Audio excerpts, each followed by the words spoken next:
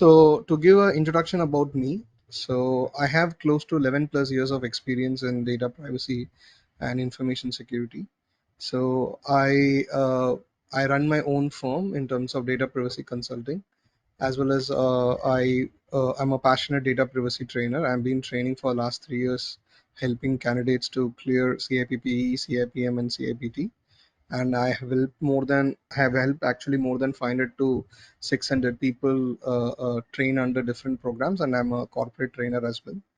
And my certifications include FIP, CIPPE, CIPM, CIPT.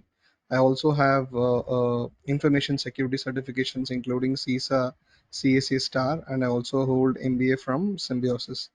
So that's my background, and part of my experience, I have implemented data privacy program across different geographies. I worked in the Middle East extensively as well, and currently I'm helping Indian customers comply with DPDP Act.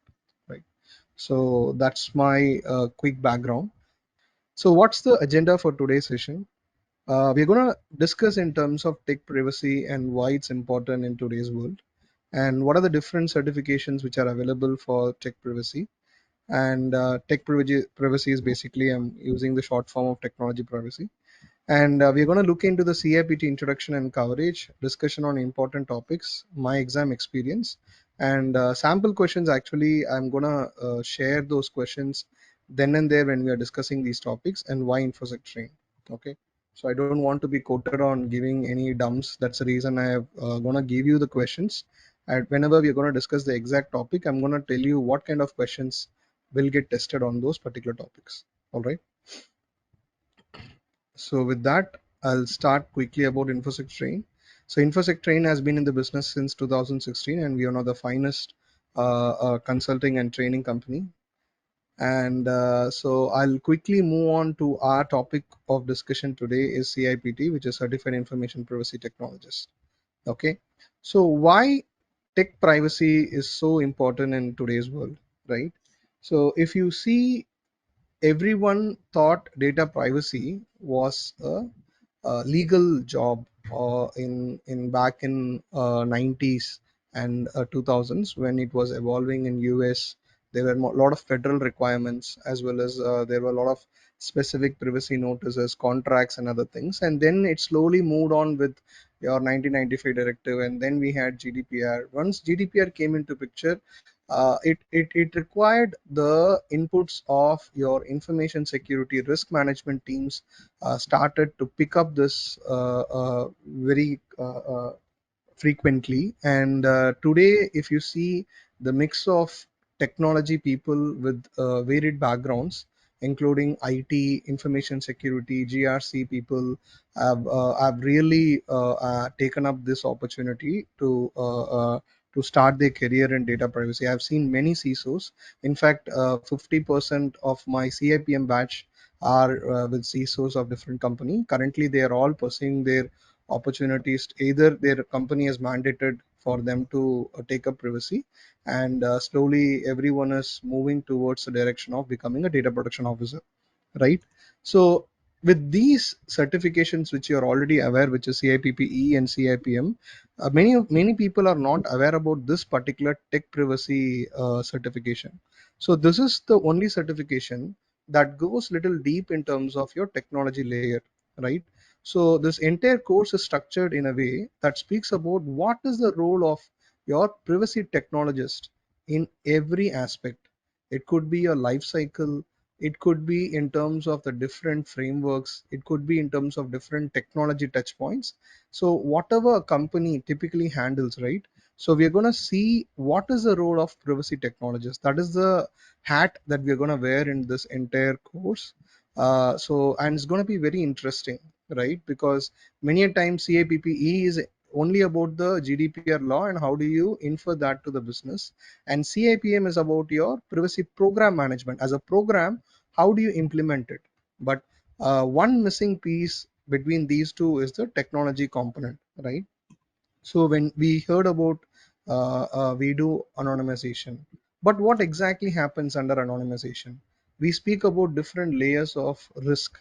What exactly are the tech privacy risk? that can happen that can occur in the data lifecycle, right? And you would have heard about the privacy by design, right? But how do you actually strategize your privacy by design? So there are so many other topics as well, but for making everyone understand few topics in detail, I have selected 4 to 5 important topics that we will discuss in detail during our session, right?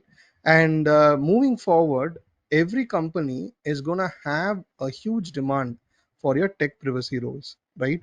So like the way information security panned out with different specialization, it could be your GRC, it could be your vulnerability assessments, it could be in terms of identity and access management, SOC, right?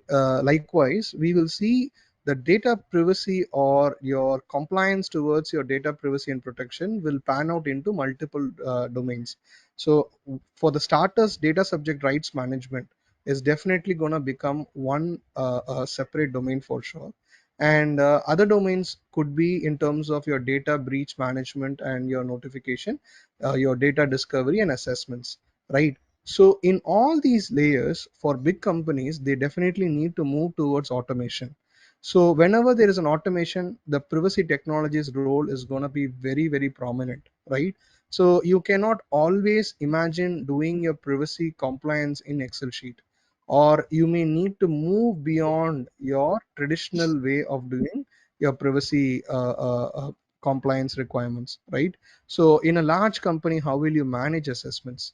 How will you periodically manage your data discovery, right? How will you actually respond to a data subject request? So tomorrow, just imagine we will be getting thousands and thousands of data subject requests in one day. Not tomorrow, not day after, but soon we will reach that stage, because India is a country where everyone has access to internet. Not everyone, basically the smartphone has bridged that gap.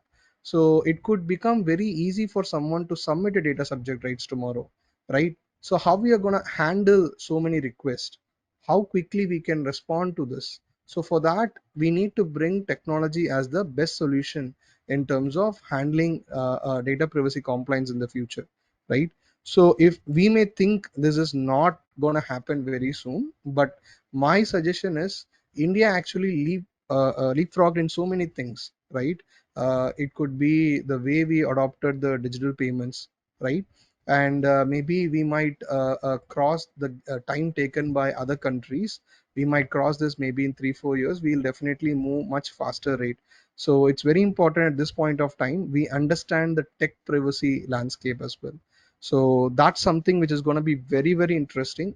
Trust me, with the evolution of AI and ML related use cases, every organization is jumping towards AI use cases, right? Then artificial intelligence governance professionals need to have this in mind. There is always a privacy touch point with AI and ML, right? And for that, we need to speak the language that's going to be very technical in nature, right? So that's something, again, as a privacy professional, there is a lot of scope, right, in this particular area, right? Having said that, what are the different certifications for data privacy that exist? We have CIPP, which is the certification that deals about the different data privacy laws, and we have 4 different variants. One is the GDPR CIPP-E, the second variant is CIPP US, the third variant is Canada, and fourth variant is Asia. So these 4 variants are the current versions of different data privacy laws. And at InfoSec Train, we focus on GDPR because that's considered as a gold standard when it comes to the different data privacy law. I would always recommend you to have one data privacy law's thorough understanding, because that is something I would say as a very important requirement if you're gonna jump into the data privacy career, right? One data privacy law, it could be any law, but if it's the most comprehensive law like GDPR, that's the best that you can do to yourself, right? And the next certification is CIPM. If people who have done CISSP and CISM would realize at some point of time you want to enter into a layer where you want to manage the entire security posture of your organization, right? So similarly, CIPM is the equivalent of your CISSP and CISM in that manner. So this is the only certification that speaks about your middle management and top management expectation of how you handle a privacy program from scratch. How do you build a privacy program from scratch, right? So it's a very interesting course, and that these two combination of CIPPE and CIPM has been recognized as a data protection officer ready. Okay, so you can check yourself if you're planning to start your data privacy career. I would recommend you to see the LinkedIn jobs, right? What are the minimum certifications those are required for DPO or data privacy manager, or at different layers of hierarchy of data privacy. You will see these two certification always finding a prominent presence. Now, off late for the last 2 3 years, CIPT has become sort of a very interesting certification. Many people, I have trained many corporates specifically on CIPT, who are actually developing a lot of technology products, right? So companies, I can take the name. I've trained Bosch and other companies in terms of who actually specifically have data privacy tech teams, right? So they realize the importance of CIPT, and many companies have actually taken CIPT certification as an important mandate going forward for this year and next year. So that being said, I would like to add on something more specifically on CIPT, right? From now on, we will be discussing something specifically on CIPT only. That's the agenda for today's session, right? So in this session, we will be discussing the why part and also the other reasons of CIPT. First, if you complete the certification, you will be a most respected tech privacy person, and also it's one of the globally recognized tech privacy certification currently. There are only two certifications that have recognition. One is your CDPSC and second is CIPT. CDPSC is a certification that was recently launched, maybe a couple of years back, so it is still in the market, and but CIPT has gained a lot of uh, uh, uh, momentum towards recognition. You can check yourself before, if before picking up any certification, you need to do your due diligence as well. Try to see which certification has been demanded in terms of job roles, and that's the way, that is a good indicator that which certification has a maximum requirement in the market, right? So that's something which I would recommend you to explore. It's very simple. Try to find different data privacy jobs and see what certification has been mandated. So that's a clear indicator what people are looking for, right? So what we do in this certification, so we are going to look into understanding privacy in technology, and it is going to enable you to apply what you have learned, whichever you have learned part of your law as well as a program, and how do you immediately apply this to your daily workflow as a technology and data professional. Okay, so you'll be recognized as part of a elite group of knowledgeable, capable, and dedicated privacy tech practitioners. And you will recognize the benefits and challenges of emerging technologies. That's the core area, right? If you're gonna part of this team, so you will definitely see people recognize you to be part of those very interesting projects, whichever the company is pursuing, right? That could be the most latest trends and technology, instead of doing, maybe some people get bored with the regular compliance, right? So this is for those people who actually like to enter into these sort of domains, and establish privacy practices for data security such as minimization, limited access, and encryption. So we are going to look into a lot of tech specific controls, and it also speaks in terms of how do you communicate privacy issues with the management, and how do you actually take care of the entire data privacy lifecycle.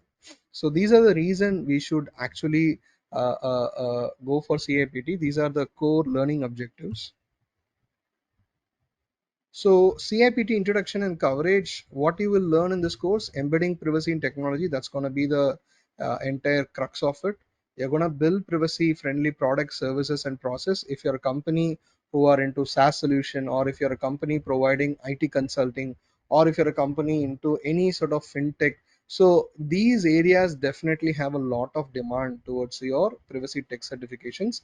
Not only that, there is every company whichever has a technology as a backbone obviously will need a privacy tech consultant.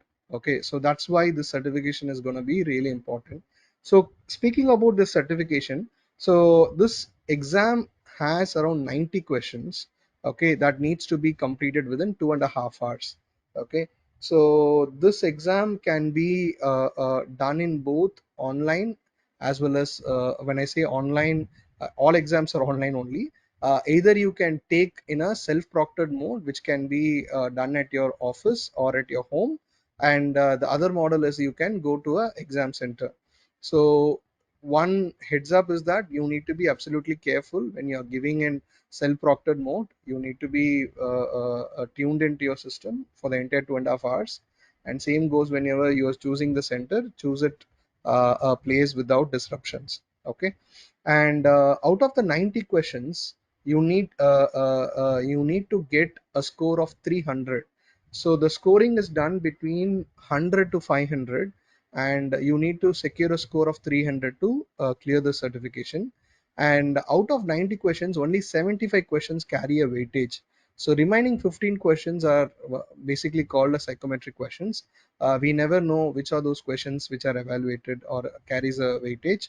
And this, if you ask me, Jay, how will you sort of identify what's a percentage questions I need to clear, or what's the exact score which would give me the confidence? I generally recommend 70% to 75% is a really good score for you to gain that confidence to go for the exam, right? And so once you purchase this exam voucher, you have 1 year validity, okay, within which you can give this exam. And so if you're coming from India, there is an excellent offer, because you will get this training from my end, which is through Infosec Train. And we are gonna give it a very subsidized package in terms of, if I can show you the slide. So it's gonna have 32 hours of instructor led training.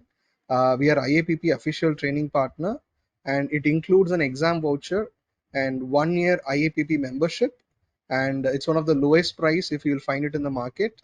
Okay, and we'll also cover the roadmap to DPDP implementation parallelly. Okay, so this is gonna be the offer which we are gonna provide. So what's included is most important. Within the price, you are gonna get access to the official materials. You'll get the exam voucher plus 32 hours of training. So this is something you generally can compare with any training partners. You will not get 32 hours plus the cost of this training at this price. Okay, I can challenge it. You can check it anywhere around the world, wherever you find. And I've been doing this for the last 3 years. You can check my testimonials as well, the people who have taken my training.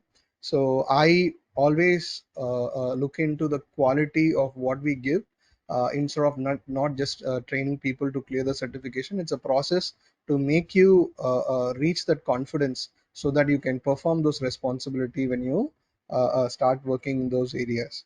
Okay, so the exam cost you around $550 in general information, and once you clear the certification, you need to pay a $250 membership fee, or you can sorry, $250 as certification maintenance fee, or you have an option of paying $275. So you have to pay either $250 or $275. The one is $275 is the membership fee. With the membership fee, you get access to IAPP materials, and with $250, it's just a maintenance fee, which is calculated for a period of 2 years. So membership fee is annually calculated, and certification maintenance fee is for a validity of 2 years. So the difference is $275. You get discounts in a lot of other materials which you want to purchase, or attend the exclusive webinars and meetings. Sorry, content whichever is available from IAPP. So that's the difference between 250 and $275. But validity of membership is for 1 year, and certification maintenance fee is for 2 years. So once you clear the certification, you have two important requirement. One, you need to maintain a CP credit of 20 for a cycle of 2 years, and you need to either have a membership or certification maintenance fee paid continuously. Okay, so that's something which you need to keep it in mind. So why us? So actually we give 32 hours of training. You would have seen other places it would generally be 16 hours or 12 hours or sometimes a little more than that. But 32 hours is our USP. The reason is these are all complex topics and you need the time to digest these information. So there is a lot of case studies. There's going to be a lot of discussions which you need time to assimilate. You need to ask questions then and there. I cannot give you one session of 4 hours 5 hours at the last, so you will pile up all your questions and then ask. This is a session where we give you time to discuss, right? So the discussions are always encouraged. This is a session where you can ask the doubts, right, and then be confident about your topics. And also we have approved trainers, and we are officially IAPP partners, and you get the IAPP textbook and notes plus exam voucher and 1 year membership. All these are included within the official package. Okay, so we do a case study approach, and there are going to be templates and other useful resources shared, and I'll give you an exam strategy session and exam support in terms of if you have any questions that you want to discuss with me in the future. I'm always there. So anyone who is starting fresh with their career, I'm always there, one phone call away, in terms of sort of guiding you what you need to take up next step. But that is not related to your placement services. I'll make it absolutely clear with everyone. Placement services, to me, it's a myth. No one can place someone except the person who is pursuing that opportunity. So we will make you ready for whatever opportunity comes up, but it's end of the day, it's the individual's effort to clear any to get any offer. Okay, then probably we can move on to the content for the today's session. So the curriculum is divided into 7 chapters. Okay, so the 7 chapters actually covers a wide varieties of topics, starting with in terms of your foundational principles, okay, which are essential for your data privacy protection.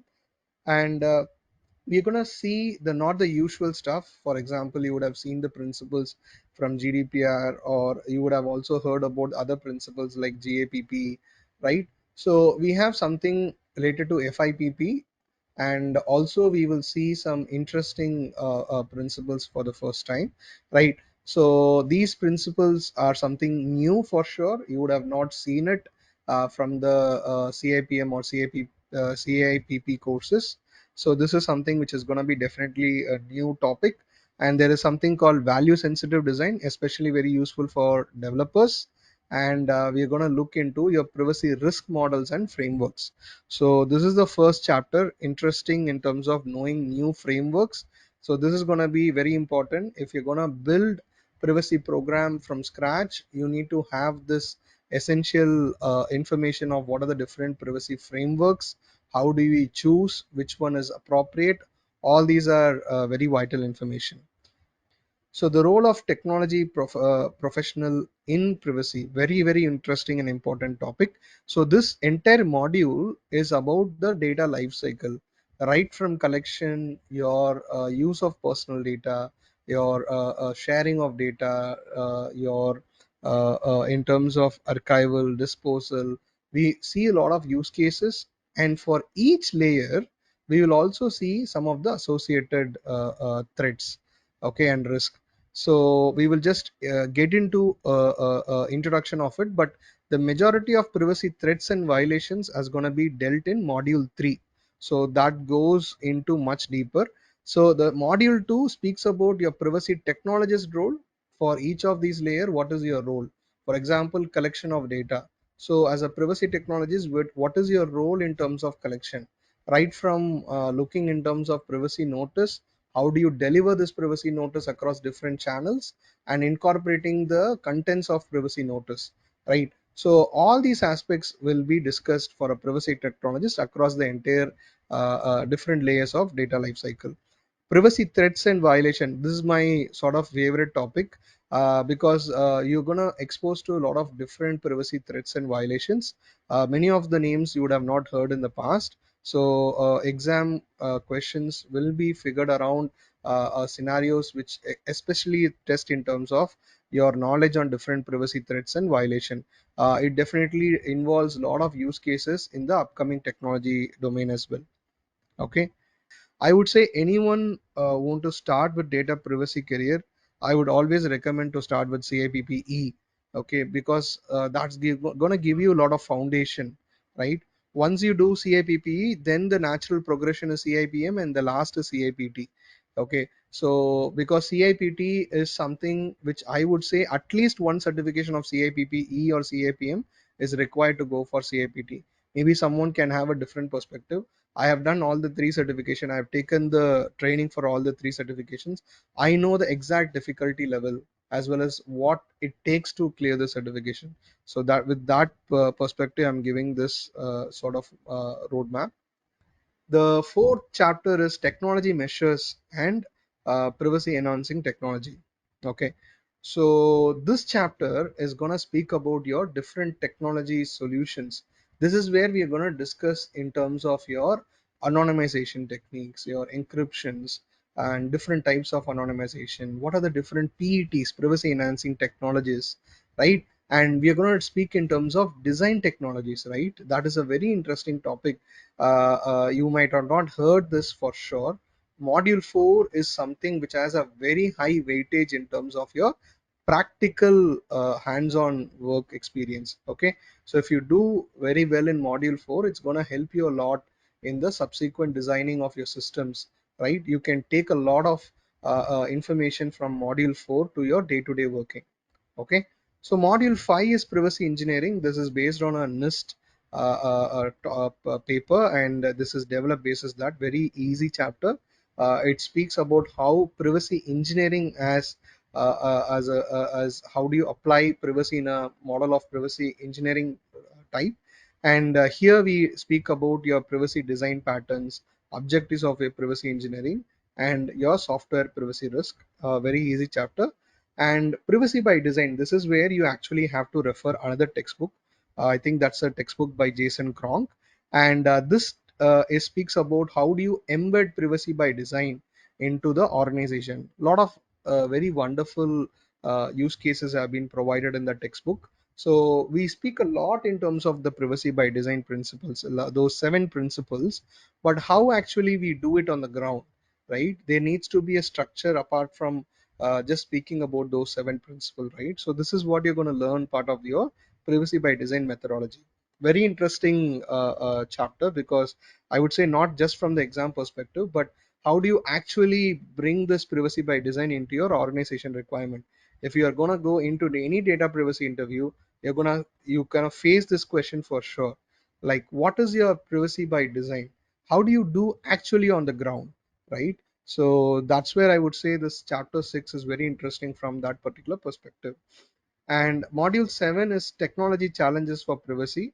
This is where we are going to move into a direction of the future, right? What are the new technology trends, how it's affecting privacy, how we are going to look into those specific risks, how we are going to address them, right? So that's the module 7. The module 7 is going to get updated every year for sure. That's my confidence, because every year there's so much of change. You would have seen artificial intelligence getting so much of prominence. You're going to see a lot of changes from the privacy consultants or privacy officers role as well. How do we manage these new systems, and how do we ensure it doesn't cause the risk to the rights and freedom of data subjects, right? So that's why module 7 is going to be again a very forward looking chapter in terms of how do we incorporate changes into this life cycle. Okay, so that's the just introduction about the different modules. I'm still not started with any specific topic.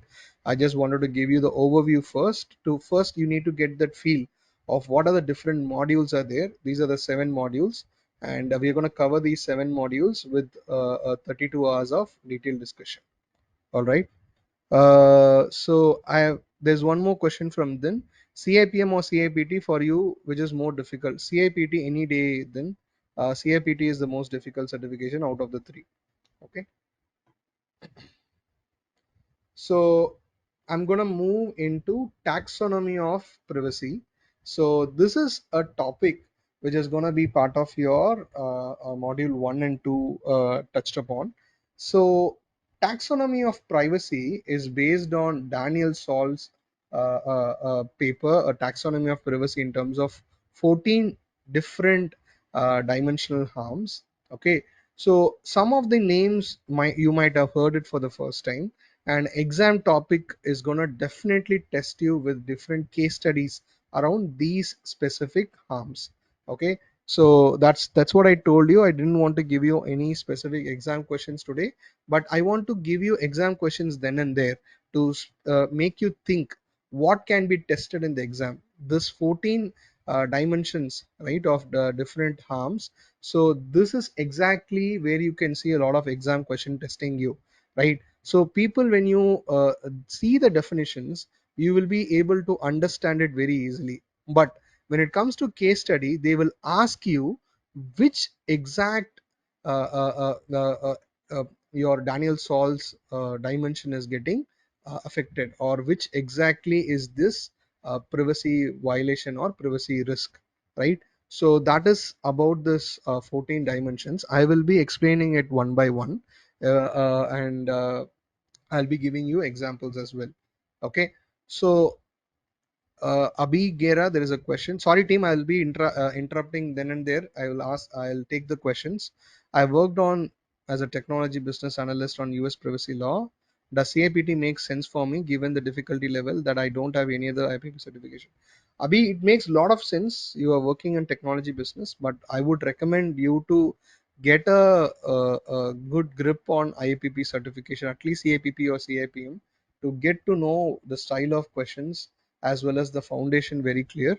It's little different than what you do part of your work to what is expected, right? So that's what I would say. To clear the certification, it's little difficult without any IPP certification to attempt this as a first one.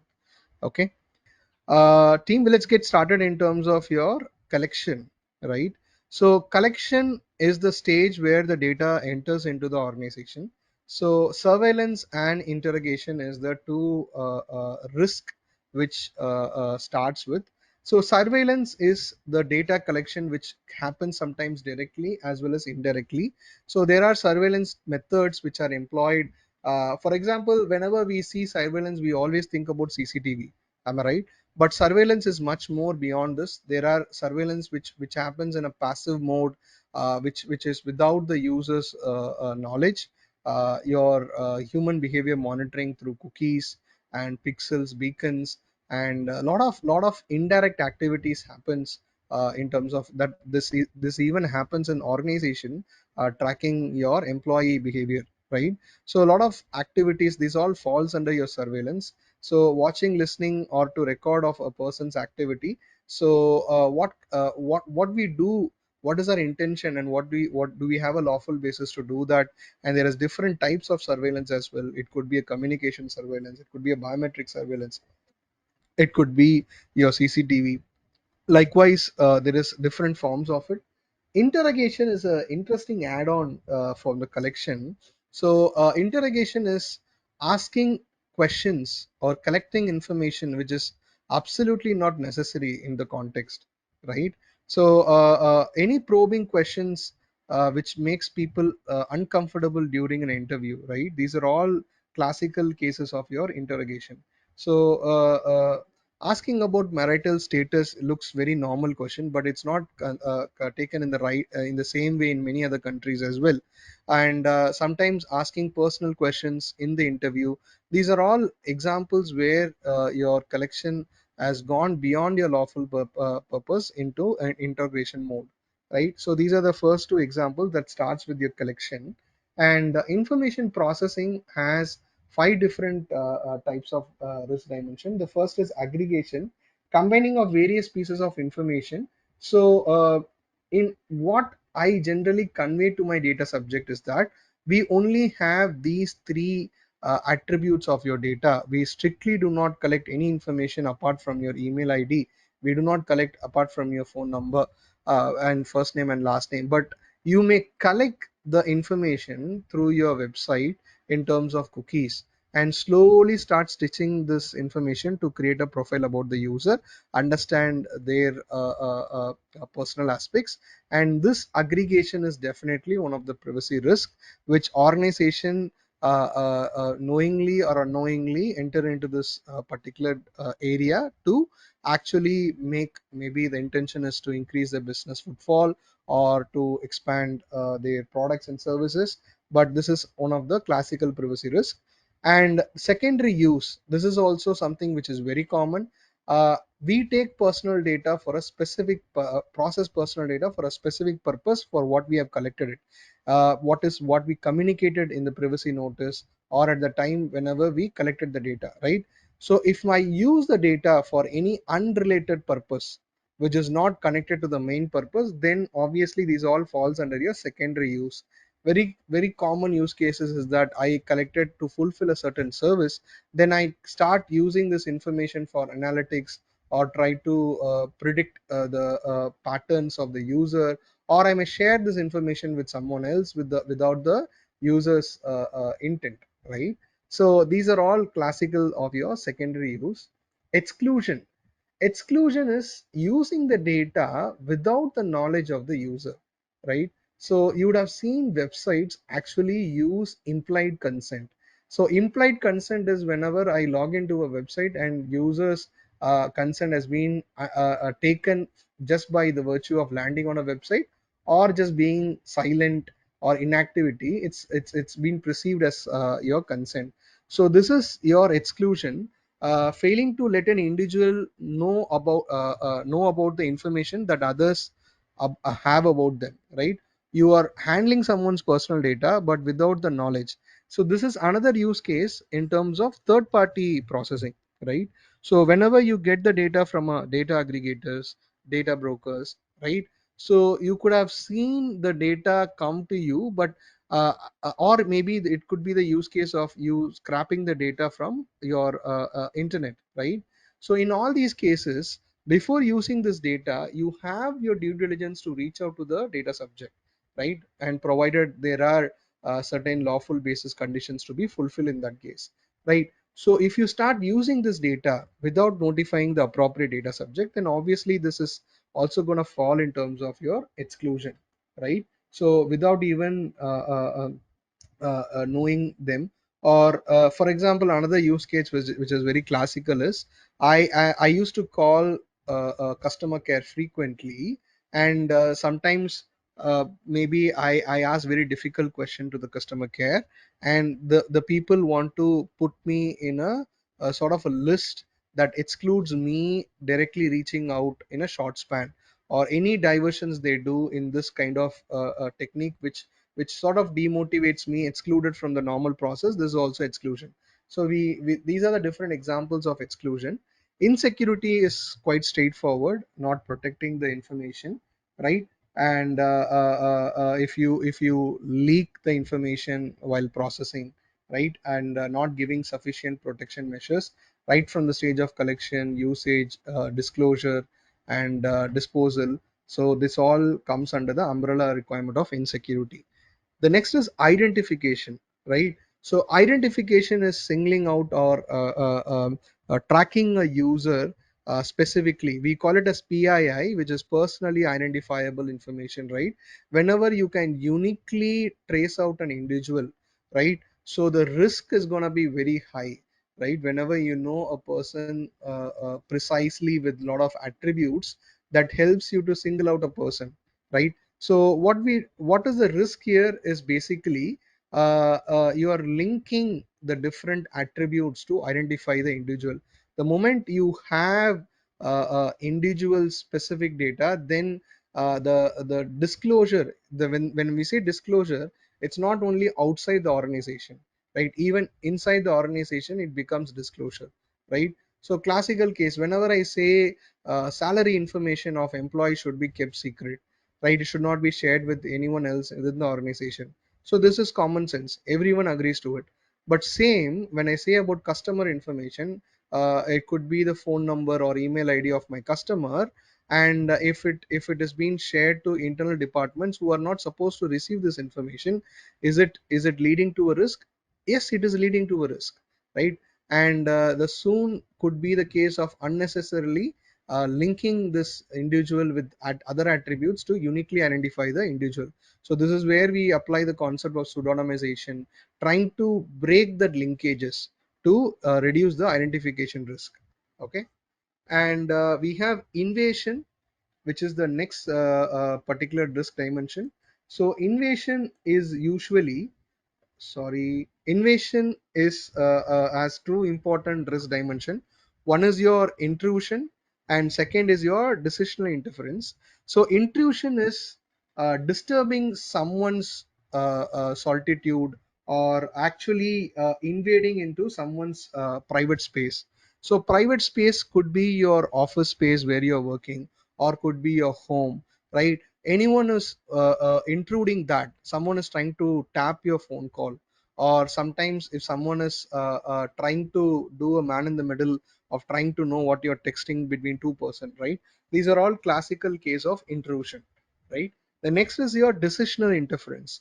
Decisional interference is trying to influence someone's decision making. A very, very important domain that is opening up is your decisional interference, right? So this we do in many ways, and this is something which is very close to a topic we gonna discuss later, which is part of your dark patterns. So dark patterns are design strategies or design patterns basically, which is used to sort of influence users decision making, right? So we use it in a way that people do not take the right decision, or they are actually confused, or we mislead people with wrong information, or with certain graphical representation, which makes people to take decision otherwise they would have not done naturally. So these are all classical cases of decisional interference. We are going to discuss that in detail, part of one more topic that we're going to discuss off late, which is your dark patterns. And information dissemination. So dissemination is about your breaking down this information, either it was sharing, exposure, and other aspects. So disclosure is when I share true a truth about a person, right? And the truth can be used against that another person.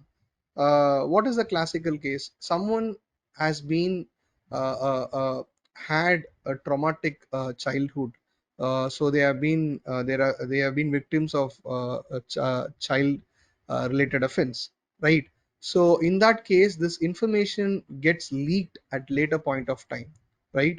So it's a true information, but this information can have a very big impact on the individual, right? So if they have been victim of any such possibilities, the same information gets leaked, right? This could be a case of, for example, let's take someone has been committed a crime in the past, right?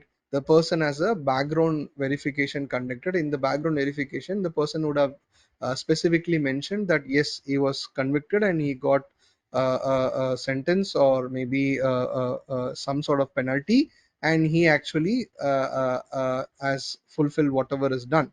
But does it mean this information can be shared with someone, or this information is very sensitive in nature, right? So these are all example of your disclosure. Yeah, child abuse cases. And exposure is about revealing someone's bodily privacy, right? It could be information which generally people try to not share in public, right? So it could be someone's divorce, or it could be anything that is a person is generally not comfortable in sharing. It could be even in terms of having a sensitive disease or terminal disease, right? A person is diagnosed with a terminal disease, suddenly it gets leaked among the colleagues. This person may be discarded in the company under not being fit for the job, right? Maybe it's only the early stage of the disease, he could naturally get over with it, but unnecessarily this information being leaked, it could cause a very big risk to the individual. Likewise, exposure can go into many angles, someone taking vengeance on someone else with this information, right? So these are all examples of your exposures. Breach of confidentiality, you trusted someone and provide this information. Classical case is your organizations or your doctors. You go to counseling and you're sharing this information with the doctor. A lot of sensitive information is being shared, but the trust gets broken when that person who you trusted shared this information with someone else, right? So this is your breach of confidentiality. And increased accessibility. Increased accessibility is increasing the scope of this information being accessible to many people, right? So maybe sharing this information in a social media, that makes this information so commonly accessible to everyone. Information is true, or information is something which is not prevalently available, is made purposefully available about a person, with the intention to make it accessible to so many people. So this is also a dimension of privacy risk. And the last one is appropriation. Appropriation is misusing someone's identity, right? So this is a classical case of identity theft, right? You would have seen many Twitters and Telegrams, or not Twitters, and other social media profiles are used by companies nowadays. We don't see the individual directly handling it, right? So someone uses this identity to make a personal gain out of it, right? These are all examples of appropriation, right? Your classical case of identity theft is your appropriation, right? So this is your taxonomy of privacy, right? And so you see lot of exam questions circling around these 14 topics in different forms of your use cases, right? If you have a clear clarity on each of these definitions, see, it becomes easy when you see what it is. When you hear me explain, it is very easy. But in exam question, they will just ask with the option, it falls under disclosure, exposure, or exclusion, or identification. They club into the different phases. When you see these answers, it sometimes starts confusing with what is given in the passage. So this is how it becomes a little tricky and difficult in the exam. So you need to be absolutely clear with a lot of examples in your mind to have this clarity to crack these questions. Okay. All right, I've kept a abstract image. Okay, the reason of this abstract image is the kind of biometric data, right, that is gonna be commonly collected right from our day-to-day usage, like your phones, your laptops, your office interfaces, right? And we see so much of biometric templates are being collected, and not to forget about the CCTV cameras. In today's world, the CCTV cameras have high image resolution. They can capture your image, your face, and they can actually create a biometric template out of it, provided the resolution and the angle and other parameters of your cameras, right? So there is so much of your information is available, and it's important as an organization, right? We take those important calls. Do we need these information? If you have decided yes, if you're going to use a biometric authentication for attendance system, there is nothing wrong about it. But how securely you're going to build that system? Have you communicated this to the user? And do you have a choice for this? And if not a choice, then how you're going to communicate the user that how it's going to be protected, right? And you're going to depend on a cloud solution to you, or using a vendor to manage this. How securely the vendor is going to manage the data, or the data is going to be stored inside your organization, how you're going to encrypt it. So there is so many data points which you need to be careful as a privacy technologist, right? So using these biometric authentication has become so common in today's world. And the application of generative AI, right, another beast which is moving so rapidly. So that's another aspect where so much of our personal data, including our biometric data, is being easily misused, right? So tomorrow someone can generate a voice sample of me and they can actually unlock my system, right? We need to be smart enough to use multi-factor authentication. We are not sure who is who. I've seen a use case. There is a scam. Someone attended a meeting and there were three to four artificial intelligence systems which were actually speaking like normal colleagues, and it led to actually a fraud. So in a today's world, we are not sure the person who's talking to me on the opposite side, especially in a virtual environment, is actually a person or is it a robo, right? So there is so much of evolution that's happening around us. That's where this kind of certification has so much to take, right? And trust me, when you clear the certification, are you going to be master of everything? Absolutely no. I cleared the certification, I'm still learning every day. You see a new topic, there is a new technology component that comes in, the application of it, the countermeasures of it, the risk and the downsides of it. All these things are evolving each and every day. If you're going to pick up this certification at this time, you're actually staying ahead of the curve. That's what I would say, right? Maybe down the line 3 4 years, this certification will have tremendous value. With the way the technology is rapidly moving, this could actually outperform the other two certification as well. But that's something at this point of time, especially with the AI use cases and technology, organization so much interested to have those use cases, right? So this certification has so much of prominence. So another slide, I just wanted to show you the different types of surveillance. So this again is not specifically from the curriculum, but just wanted to show you what are the different areas of surveillance that happens. We typically see only your biometric, right? If you see audio surveillance, video surveillance, which is CCTV, phone monitoring, location-based services, your phone applications, right? So many use cases are there from the location based services which use our location data, and that's used for so many profiling activity as well. Based on your location, I can determine so many other aspects about an individual as well, right? And internet monitoring, your cookies are web beacons, right? All these are another classical example. We can actually do so much of human behavior monitoring with your cookies with in today's world, pixels, right? And monitoring center combine different surveillance technology. This is where it becomes little very complicated, right? People say we use CCTV camera, but that CCTV camera in the back end can combine audio and video, right? Then combining attributes, it that's where it gets more risky as for the organization, right? Combining the data will make your identification risk much more higher, right? And also intrusion we discuss, biometrics we discuss, counter surveillance, detect and counter surveillance equipment, and forensics. So these are some of the different aspects about your surveillance.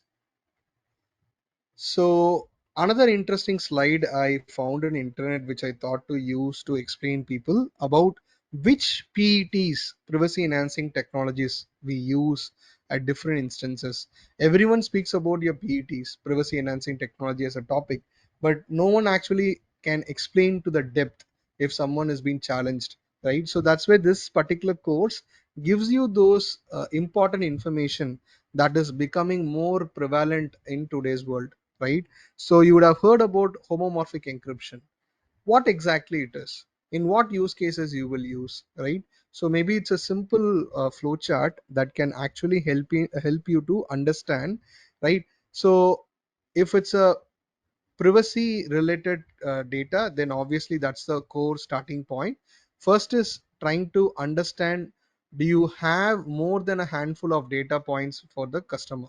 So which means the granularity of the data is very high.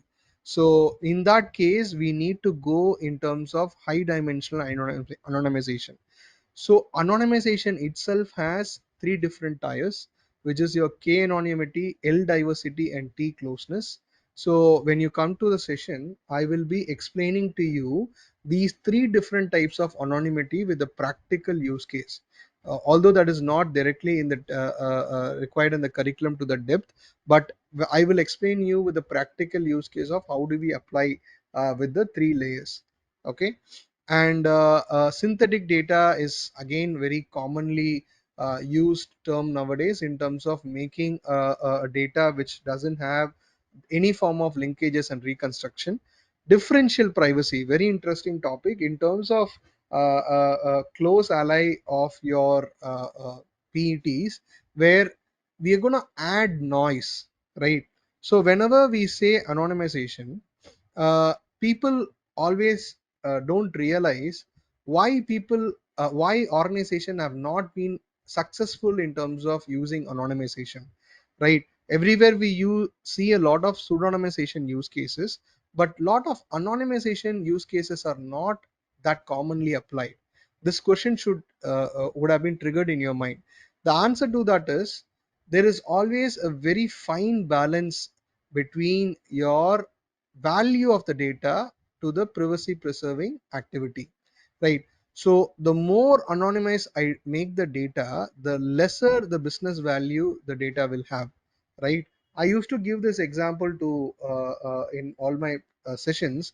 I'm a data privacy trainer at infosec train. Okay, so my name is Jay and I'm the data privacy trainer at infosec train. To make the statement anonymous, I can say Mr. X is a data privacy trainer at infosec train. Is this statement actually anonymous? Answer is no. The statement is more of a pseudonymous data, right? So why I don't call the statement as anonymous? Because very simple social engineering or very few information, if you go to infosectrain website, you can easily capture this information that I'm the only trainer. Then you can easily know who is Jay and who is a data privacy trainer, right? So that's the reason don't call it as anonymization. Now if I make the statement, let's take an example of Mr. X works at organization Y and takes Z courses. This is a anonymous data. 100% it's an anonymous data, but how far this statement is valuable to the organization.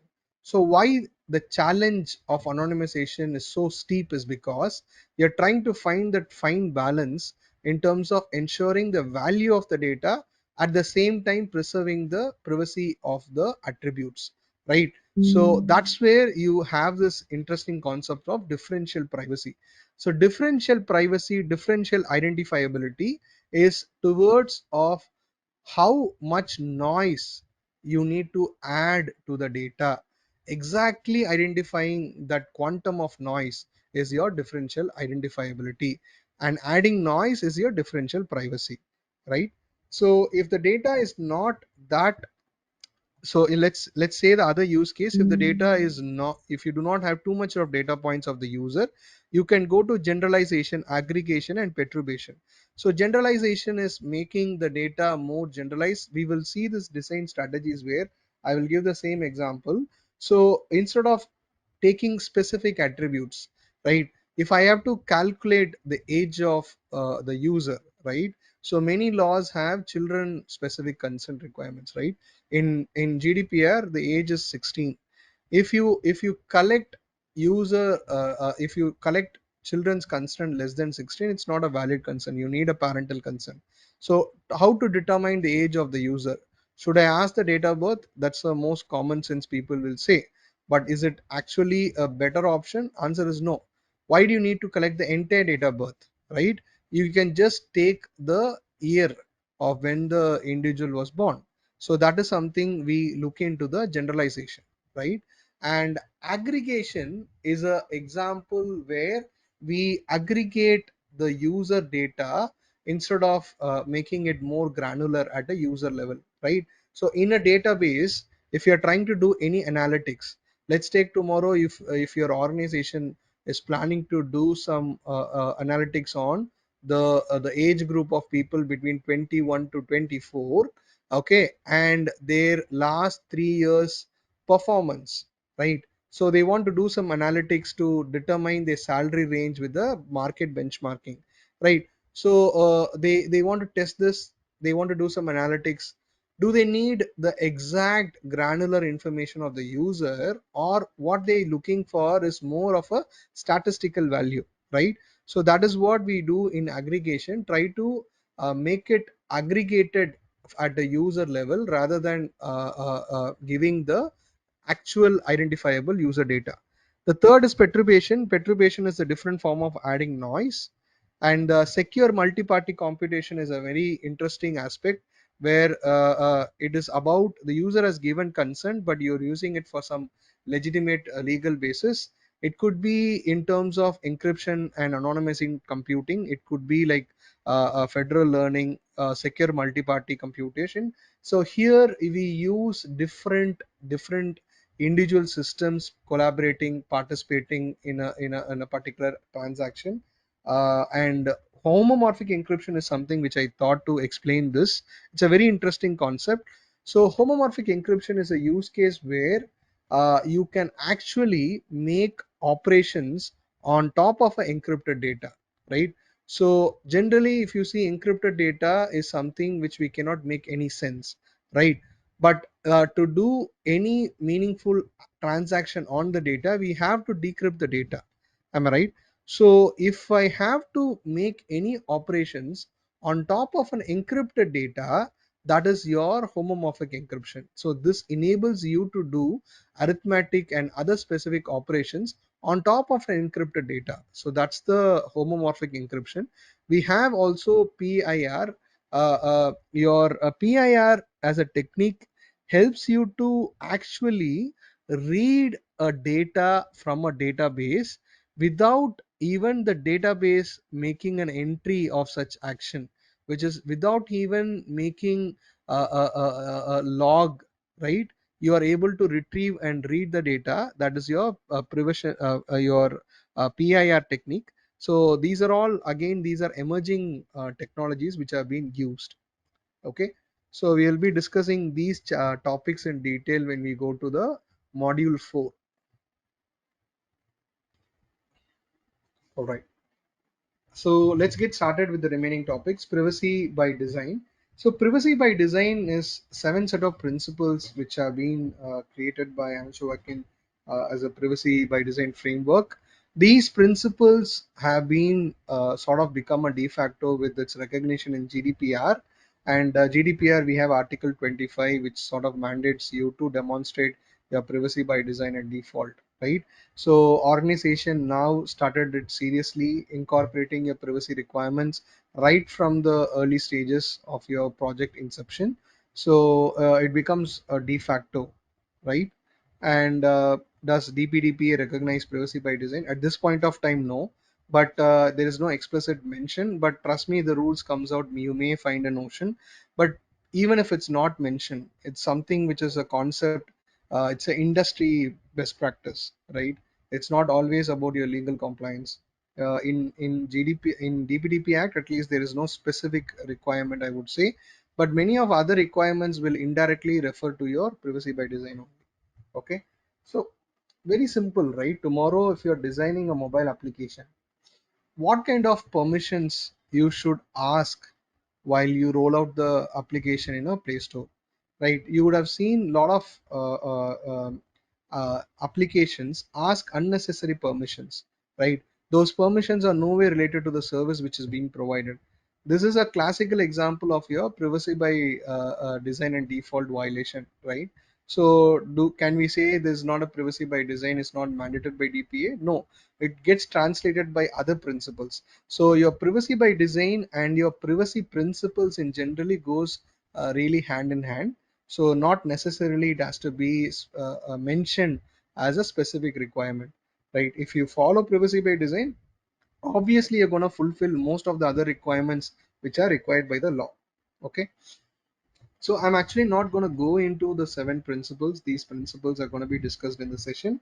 And maybe if you read these principles, you will understand most of the points just by the keywords which are mentioned as in the law. But one particular piece which many people struggle to understand is a full functionality, positive sum, not zero sum, right? Maybe that's the intention. I just kept the slide to make people understand what is positive sum, not zero sum. So positive sum, not zero sum, relates to the requirement of balancing your functional and non-functional attributes. I can give a very basic example, right? So if you're developing a website or you're developing an application or a product or a service, there could be functional requirement and non-functional requirement.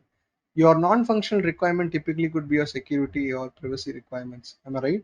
So you cannot actually focus only on functional and let go some of your non-functional requirements to demonstrate that we are doing it for the business sake. We want to ensure the readability or the experience as a priority. So I let go the information security features or privacy requirements.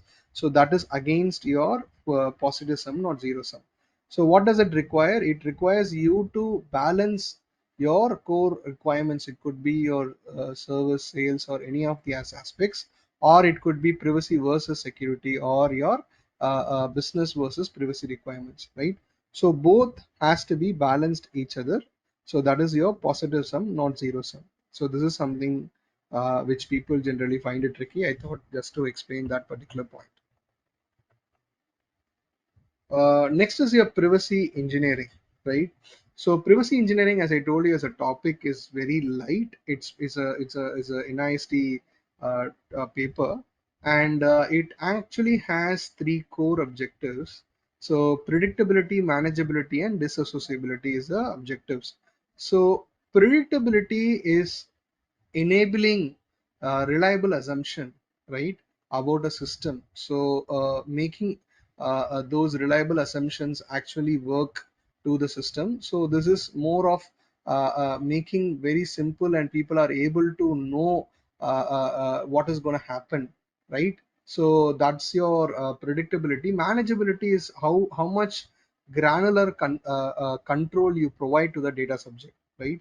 So the granular control in terms of letting the data subjects have that control by making those data subject requests, how transparently you communicate, right? Empowering the data subject is mainly in terms of your manageability, right?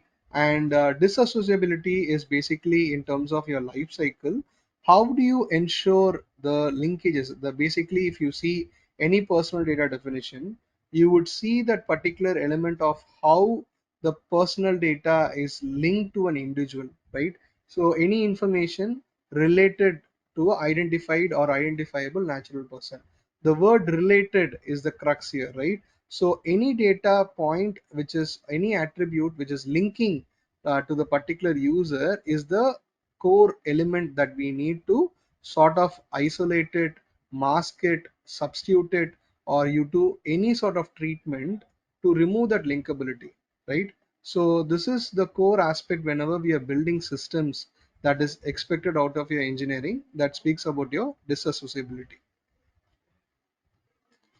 So another topic which I wanted to keep in terms of your machine learning, right? So AI related topic is going to be updated on a periodic basis. What is a holistic approach to protect your privacy, right? So the core aspect is going to be a trust, and with the trust, how do you reach the trust of your consumer? How do you reach the trust of your customers, right?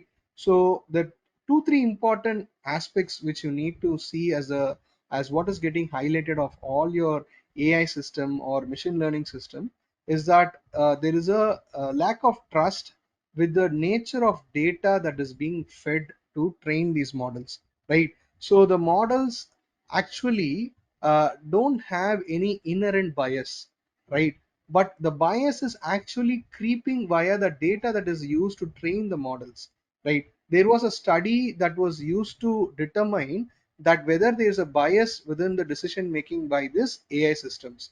So a black child versus a white child was used as a subject of discussion to determine whether there is an inherent bias, same set of questions, and the same set of answers to be provided, and to evaluate which particular child the AI selects. So it sort of selected the white child, and it led to consistently do the same action. So there is inherently a bias which is getting creeped in via the data that is used to train these models, right? And also we happily share this information with so much of gadgets that we have, right from our anthropomorphism related, which is your Alexas and all other smart devices that is listening to us 24/7, as well as your smart watches, which is connecting so much of your sensitive information about the user, correct? And we are so happily sharing so much of other information in Instagram and other places as well.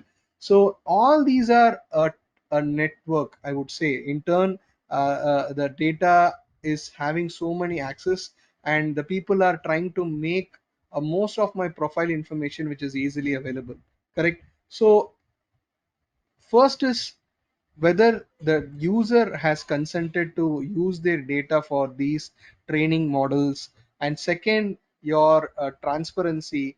Third is in terms of avoiding any inherent bias that creeps into the system, right?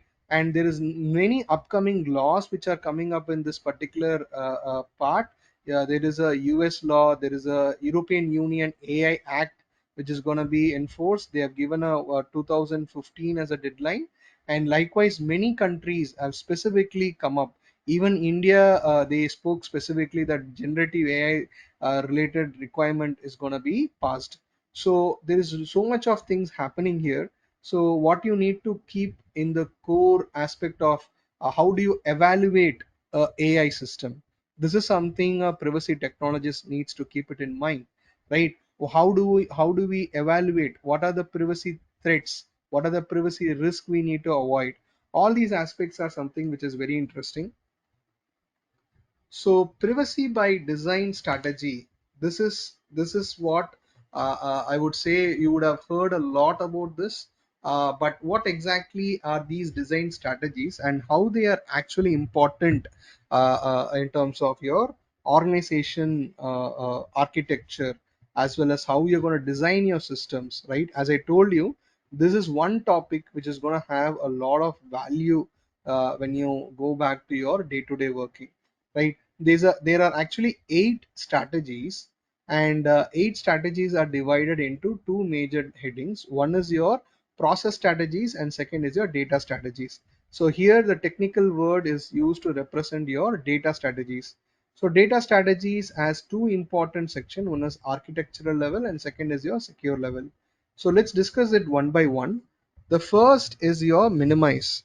Okay, so at an whenever you're collecting data, part of any application or any website, or will it be any collection point, there are two important activities, which is either select or exclude, which is actually complementary in nature. So you need to either select the specific data which is required, limiting the interaction on a case to case basis in terms of specifically select the people, select the data attributes, select the permissions. So selecting what you need specifically is your select strategy. Exclude is whatever is not required, exclude it part of the collection itself. So whatever you collect unnecessarily is basically a ticking time bomb inside the organization, right? So exclude and select are basically complementary in nature. And if you look at your exclude, I would say a simple example of your KYC information, right? So if you're going to collect the KYC information of your user, is all the information that you have mentioned part of KYC is specifically required? Are we collecting any excess information? These are all classical cases of your exclude strategy. And select is whenever you're designing any form of collection in website, ensure this information are really mandatory. And do you provide a choice is another question that's going to parallelly come up after that. Strip and destroy is again the next set of data strategy, which is remove any information which is unnecessary, which is part of your after your collection, and destroy this information which you feel is unnecessary into your system. This is all the four specific strategy under minimize. The the next strategy is your separate. Separate has two important strategy. One is your isolate and distribute. Isolate is logically separating the actors, right? And from individuals with their proxies. So basically, when a user is trying to sort of interact with the system, you can isolate the user, as well as you can even think of logically separating them with the help of databases as well as your application level. So this is your isolation. Distribution is in terms of physically distributing the data in terms of different location, in terms of different databases. So you can logically separate as well as physically separate, right? So this is again in terms of how do we try to remove a single a source of truth, we generally say, right, the golden copy, or this in terms of leads to identification risk, right? That's the core intention of your separate strategy. The next strategies are abstract and hide. So in terms of abstract, grouping, summarization, and perturbation, we already discussed this part of your the 14 different risk, right? And grouping, abstract, yes, I we have already discussed that. I'm going to hide. In terms of hide, we have restrict, mix, obfuscate, and dissociate. So restricting is who needs access to this data, right? This is mainly in terms of your access control. Even within access control, your granular attribute level access control, right? So that could be required whenever you are handling heavy sensitive domain specific processing activity. Mixing the data in terms of adding noise or mixing the data of someone else, this could be done with your substitution and other set of activities. Obfuscate is generally making the granularity of the data sort of disappear. So we make this obfuscation maybe using your masking or hashing. And dissociate is basically in terms of removing that linkability, right? So you may use anonymization or pseudonymization techniques in terms of dissociate. So the next is your process oriented strategies. So here we are going to focus in terms of process whenever you're going to build within your organization. So the first one is enforce. So create a privacy policy, okay, that covers holistically your personal data protection aspects. Maintain this policy and ensure it is updated over a period of time based on different triggers, and uphold the core privacy values that drive the organization behavior over a period of time. So this is basically how do you set up your policy key updation, and in terms of making the users aware of it. And second is demonstrate. So if you are building a privacy program, how do you demonstrate this? If you have done CIPPE or GDPR, if you are aware about it, so there is an accountability framework which is embedded within GDPR. So that specifically requires you to demonstrate your compliance. How do you do it? Have your records of processing activity. So have a clear record of interaction with the user. It could be a data subject rights. It could be in terms of how, when you receive the request. It could be your privacy notices, what versioning we have part of the privacy notices when we are collecting the consent, keeping a clear record of it in terms of being challenged from the data subject or from the authorities. So that's your first step of record. The second is audit. So the periodic audits which we do, it is also important source of your demonstration. Third is reporting. Periodically assess the risk and report it to the concerned authorities within the organization or sometimes outside the organization. Third is inform. Inform is all about your transparency requirement. How do you inform the users supplying this information? This could be a privacy notices. Generally, there are four levels at which you interact with the user. The first step, it could be whenever you're collecting the data, that could be your privacy notices. The second layer is whenever you are having a thoughts of using secondary purposes. That is when you reach out to the data subject again to get additional consent. The third element could be your data breach notification, and fourth stage could be in terms of your data subject rights. So in all these situations, how do you transparently provide the information is your supply, and notifying them specifically of your breach, or there is a special situation like I said the secondary purposes, is your notification. Third is explain. Provide information about the interaction and risk in a concise and easily understandable way, right? So part of your privacy strategy, how do you provide your privacy notices? There are three different layers of strategy. You could use a layered notice.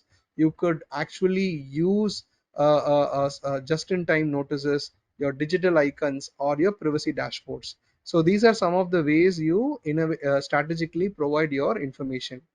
The last is your control. How do you provide control to your user? So consent is one of the core foundational topic of many data privacy laws. You will not find a law without consent as a lawful basis.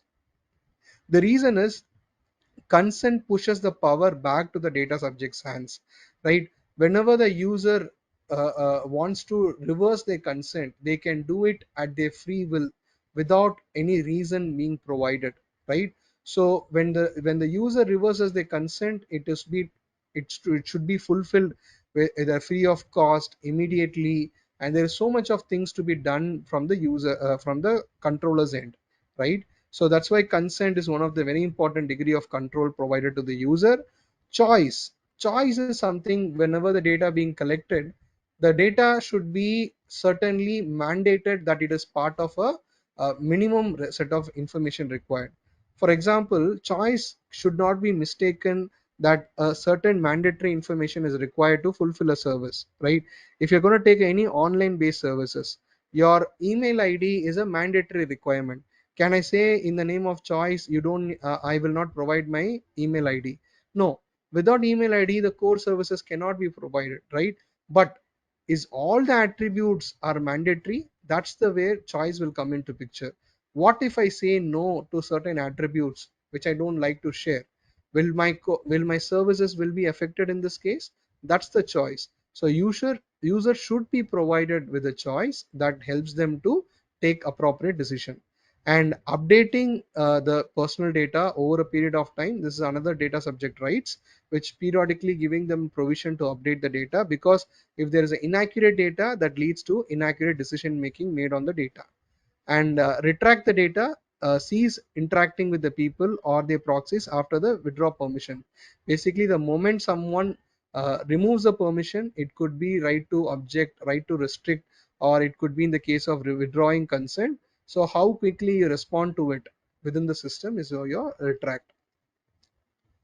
So these are your data privacy design strategies. As I told you, your data strategies and process strategy. There is one interesting textbook. It's not a textbook. It's a paper which is called as Little Blue Book. Okay, so it's a very interesting one which I would highly recommend for you on a longer note for a privacy journey to go through that. It has wonderful examples to explain these 8 strategies. Okay. I'm moving into dark patterns. So dark patterns is a very evolving topic. This is the reason for this is many website have actually misused the consent, and the way they designed their websites as well as many applications also, they made user give consent in a way, either the information is not provided in a proper way, or they have been misguided, they have been biased. So there's a lot of way dark patterns actually happens. So this is again a publicly available diagram which I instantly liked to share this with the users. So forced continuity is basically uh, uh, the free trial versions which generally we take on a subscription basis. They ask us to give us a credit card, and most probably changes to a paying scheme without warning. So generally they don't give a warning that after this date, uh, your credit card is going to be charged. Even this is a classical dark pattern.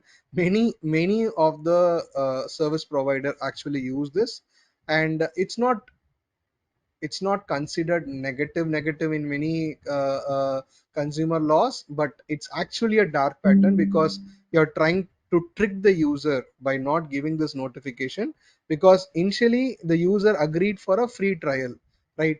When I say free trial, at the end of the free trial, you should ideally, as per ethics, you should notify the trial period is getting closed, and at this point of time you will be charged after this month. If they don't do this, that's exactly a dark pattern. Deliberate misdirection could be in terms of what I need to focus part of a particular site. I'm being misguided by some other random information, or something else is distracting me in terms of that particular page or particular instance, right? So misdirection is trying to take my attention away by hiding something, right? Bait and switch is commonly trying to make people fall prey for certain, you would have seen those links, which says that if you give 5 referrals, you get this code, this you get this offer, blah blah blah. These are all bait and switch using conventional trap method. And hidden cost is, you would have all been victim of this some or the other way, is basically at the time of checkout you will suddenly see a cost pops up. This could be very common if you're trying to book a hotel, or if you're trying to book a service, then suddenly you see a lot of hidden cost that comes out. And roach motel is usually, when you start something it's quite easy to start, but when you want to come out of it they make it really ridiculous, with the difficulty for us to think, should I really exit this? I often felt with my broadband providers only. When I entered into broadband, you feel it very easy. When you want to discontinue broadband, they make our life very difficult to return this. And you keep getting the calls, they not properly disconnect, and all these things are classical example. I don't know, many of you would have different examples. And obscured pricing, making it hard to compare the prices, right? So you don't provide an option of comparison, or you don't let people compare it, right? Many a time someone says this is the course, this is the content, but no one tells you the price, right? We told this is the price of our training, right? If you go to many other vendors, they may not explicitly say the price. They can't display it because they want to keep fluctuating the prices then and there, or they do all these tricks, right? But we share this pricing because you can compare it anywhere. This is the lowest pricing that you can expect anywhere, right? Privacy Zuckerberg is sharing more information or collecting more unnecessary information from the user. And growth hacking through spamming, sneak into basket is another interesting one. So without your knowledge something goes into the cart, right? That could be, they say this is a allied service free, a service charge for that particular product, this is mandatory, right? So that sometimes happens without your knowledge. Roadblock, we call it as cookie wall sometimes. Sometimes they set up mandatory showstopper. Without doing an action there, you cannot continue using that website, right? So these are common techniques again. Misinformation is providing confusing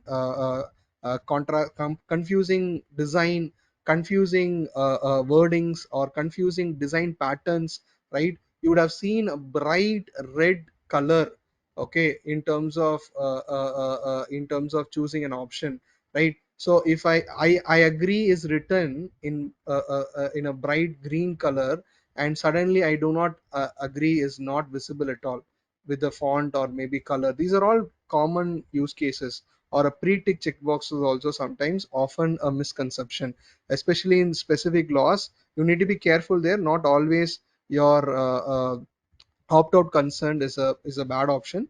Opt-out consent is accepted in many countries as well, based on the processing activity. In GDPR kind of regulation, they are very specific. Opt-out consent is not accepted at all. Okay.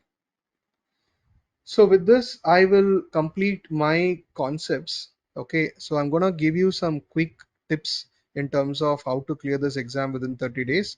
So read the book and our slides whenever you take up the course, and book the exam slot. That's gonna be the first important step I usually say. Read the CIPD body of knowledge. This is gonna be very important, that every topic that is there in the syllabus, you should have a fair idea about it. Use Quizlet app. There's a lot of people who practice this. They have set up their own Quizlet sections, so try to use them whenever you have spare time. Maybe whatever things that you need to keep it in fingertip, you can use that. Work as a team and discuss your wrong answer. If you can sort of create a small set of people around you. If you're not taking my training also, this is something I generally say to everyone. Try to frame a set of group of people who like-minded to clear this exam. You can work as a team and discuss it. The official resources is IAPP official 90 questions is there, and two more resources which is from the textbook: Privacy for Technology Professionals from Travis, and Strategic Privacy by Design by Jason Krong. These are the two official textbook. Now Privacy by Technology Professional is a default textbook, but still I would recommend Strategic Privacy by Design for certain sections, especially the module 6 I would recommend for this chapter. And practice exams, I'm recommending two practice exams. One is by Joseph Bryan. This is a very recent one, but I found it much better than compared to any other practice exams. I personally, whenever I took certain mock test, I usually see different mock tests to see the quality of them. And the first one I found reasonably good. And the second one is Majid. Majid is a famous author for all the three courses. His questions are quite challenging and quite up to the mark. And so these are some of the resources I would recommend for you to practice. So exam strategies, these are all common strategies I usually say to everyone. The exam is definitely tricky, and it will require you to sort of apply your elimination approach a lot of times, right? And you need to be really thorough with your data privacy topics. You might be surprised by a lot of questions. You might be seeing these questions have nowhere discussed in the exam topic, or part of the curriculum. That's going to be so true with CIPT. So that's the reason I'm telling you need to be aware about these foundation topics to a good extent, and pay attention to the detail. Lot of words actually lead to the answer. Sometimes people make mistakes by not reading the question properly. It could be a negatively worded question, or it could be a last word of the question leads to the answer. These are some of the common mistakes people do. All right. And don't spend too much time on scenario questions. They eat up a lot of time, so try to read it smartly, go through the questions once, and then maybe come back to the scenario points. So this is the exam blueprint in terms of exam weightage. Okay, so almost all the chapters have a good weightage. I would say section 4 has the highest weightage, which you can see yourself. So as I told you, that chapter is really really important.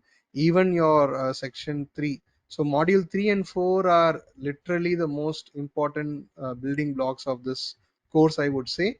So that's the reason also they reflect a higher score. But if you see, compared to the other courses, this almost has a sort of equal weightage. You cannot skip anything.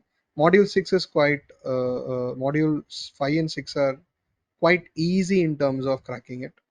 Okay, so with that, team, I complete my content for this webinar. I hope I made value to the time for whoever has joined in.